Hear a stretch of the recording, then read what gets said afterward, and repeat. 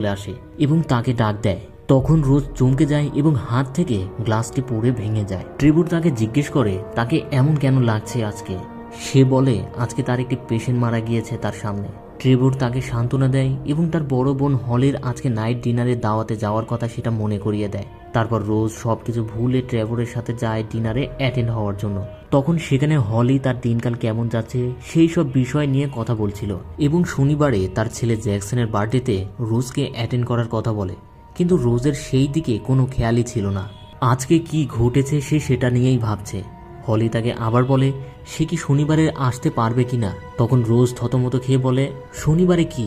হলি বলে এবার দিয়ে 5 বার বলেছে তার ছেলের অর্থাৎ রোজের ভাগ্নের বার্থডেতে তাকে অ্যাটেন্ড করতে হবে। রোজ বলে তার কাজ আছে। আসলে রোজ তার বোনকে একটু ইগনোর করে, তার কারণ শেষের দিকে জানা যাবে। তখন হলি বলে তাদের যেই পুরনো বাড়িটা আছে সেটা সে বিক্রি করে দিতে চাইছে, কারণ তাদের মায়ের মৃত্যুর পর থেকে তারা সেই বাড়িতে আর কখনোই যায়নি।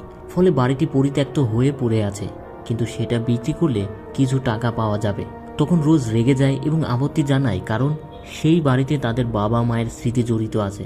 আসলে হলির এই ডিনারে দাওয়াত দেওয়ার উদ্দেশ্য ছিল এটাই। পরের দিন সকালে রোজ হসপিটালের বেসিনের সামনে এক দৃষ্টিতে দাঁড়িয়ে আছে। তখন একজন তাকে গুড মর্নিং বলে চলে যায়। তখনই রোজের হুঁশ ফেরে, কারণ সে